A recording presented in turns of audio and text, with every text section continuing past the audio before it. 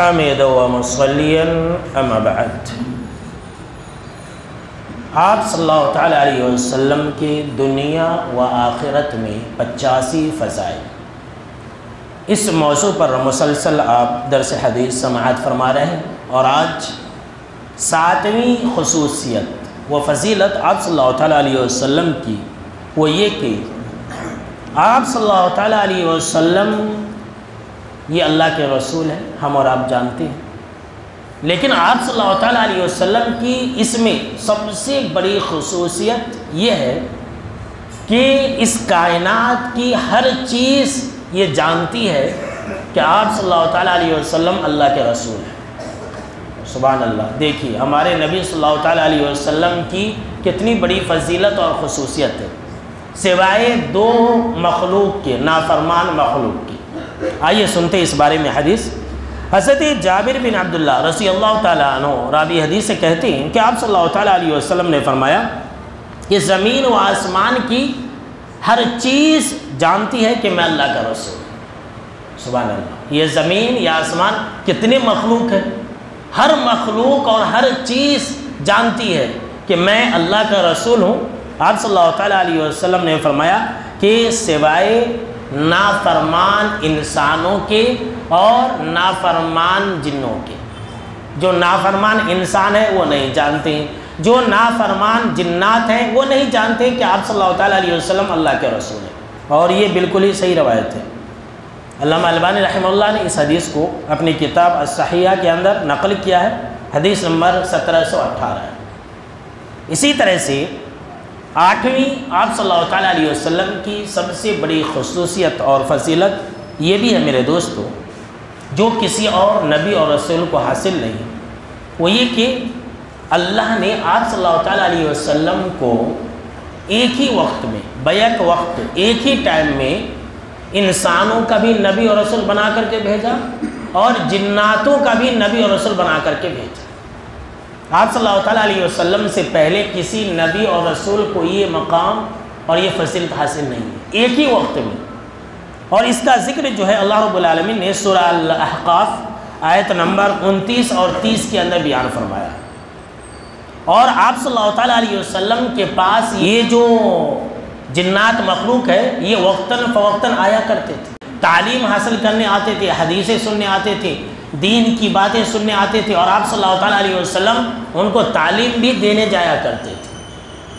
سورہ الاحقاف کے اندر اس بات کا ذکر ہے کہ ایک مرتبہ آپ صلی اللہ تعالیٰ علیہ وسلم مکہ کے اندر وادی نخلہ ایک وادی تھا، وہاں پر صحابہ کرام کو فجر کی نماز پڑھا رہے تھے، تو جبھی جنوں کی ایک جماعت وہاں سے گزر رہی تھی، صحابہ کرام کو فجر کی نماز پڑھا رہے تھے، اسی وقت جنوں کی ایک جماعت کا گزر وہاں سے ہو رہا تھا، انہوں نے آپ صلی اللہ تعالیٰ علیہ وسلم کو قرآن مجید کی تلاوت کرتے ہوئے سنا، تو جیسے ہی سنا فوراً ایمان لیا ہے ہمارے نبی صلی اللہ تعالیٰ علیہ وسلم کے اوپر۔ یہ تو مکہ کی بات ہے، ابھی آپ آیت سنیں گے مدینہ کے اندر بھی جنات حاضر ہوا کرتے تھے آپ صلی اللہ تعالیٰ علیہ وسلم سے علم حاصل کرنے کے لیے، یہ بھی حدیثوں کے اندر ہے۔ اللہ رب العالمین نے قرآن مجید کے اندر فرمایا کہ وَإِذَا صَرَفْنَا إِلَيْكَ نَفَرًا مِنَ الْجِنِّ يَسْتَمِعُونَ الْقُرْآنَ فَلَمَّا حَضَرُوهُ قَالُوا أَنصِتُوا فَلَمَّا قُضِيَ وَلَّوْا إِلَىٰ قَوْمِهِمْ مُنذِرِينَ، کہ یاد کرو جب جنوں کی ایک جماعت آپ صلی اللہ تعالیٰ علیہ وسلم کی طرف متوجہ ہوئی اور وہ قرآن کو سن رہے تھے، جنات کی جماعت قرآن کو سننے لگی، بس جب نبی کے پاس پہنچ گئے تو ایک دوسرے کو کہنے لگے خاموش ہو جاؤ، خاموش ہو جاؤ، خاموش ہو جاؤ۔ جب وہ آپ صلی اللہ تعالیٰ علیہ وسلم کی تلاوت کو سن لی اور ایمان لیا ہے تو وہ لوگ جب اپنی قوم کی طرف گئے تو اللہ نے قرآن مجید کے اندر یہ کہا کہ اِلیٰ قَوْمِهِمْ مُنذِرِينَ، تو اپنی قوم میں جا کر کے ڈرانے والے بن گئے، جنہوں نے اپنی قوم میں جا کر کے سمجھایا بجھایا کہ دیکھو اللہ کے نبی آ چکے ہیں، آخری رسول آ چکے ہیں، تم جو ہے ان کے اوپر ایمان لے آؤ۔ سبحان اللہ، دیکھیے تو اس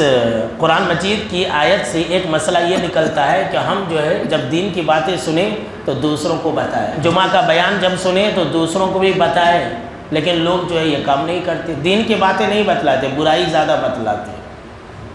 تو ہم سے بہتر تو جنات ہیں، بیچارے جب قرآن مجید سنے تو انہوں نے جا کر کے اپنی قوم کو ڈرایا اور کیا کہا قالوا یا قومنا انا سمعنا کتابا انزل من بعد موسیٰ، انہوں نے کہا کہ اے میری قوم کے لوگوں، ہم نے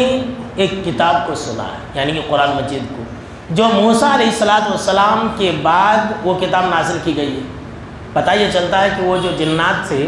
وہ جناتوں کی جماعت تھی، وہ موسیٰ علیہ السلام کے اوپر ایمان رکھتی تھی، تبھی تو انہوں نے کہا کہ موسیٰ علیہ السلام کے بعد جو ہے وہ کتاب نازل کی گئی ہے، جنہوں نے کہا کہ دیکھو وہ کتاب ایسی ہے جو مصدقا لما بین یدیہ، جو اپنے سے پہلے جو کتاب نازل ہوئی، یعنی کہ تورات، انجیل، زبور، ان باتوں کو وہ تصدیق کرنے والی کتاب ہے۔ جو کتاب تورات ہے ان کو سچ بتانے والی کتاب ہے، اور اس کتاب کی خاصیت یہ ہے کہ یہدی الی الحق، حق کی طرف رہنمائی کرتی ہے۔ اللہ اکبر۔ جنہوں کو جو سمجھ میں آئی، آج کل کے مسلمانوں کو بات سمجھ میں نہیں آئی، جنہوں نے یہ کہا کہ یہ کتاب قرآن مجید حق کی طرف رہنمائی کرنے والی ہے، وَإِلَىٰ طَرِيقٍ مُسْتَقِيمٍ، اور سیدھے راستے کی طرف رہنمائی کرنے والی ہے، اور مسلمان قرآن مجید کو فاتحہ اور درود کی کتاب بنا دی، فاتحہ خانی کی کتاب، اور جو ہے پتہ نہیں کیسی کیسی کتاب سمجھ لی، جھاڑ پھونک کی کتاب سمجھ لی، لیکن اس کتاب سے ہدایت لیں گے وہ کام نہیں کرتے۔ تو دیکھیے آپ صلی اللہ تعالیٰ علیہ وسلم کی سب سے بڑی خصوصیت اور فضیلت یہ ہے کہ آپ صلی اللہ تعالیٰ علیہ وسلم ایک ہی وقت میں جنوں کے بھی نبی تھے اور انسانوں کے بھی نبی اور رسول تھے۔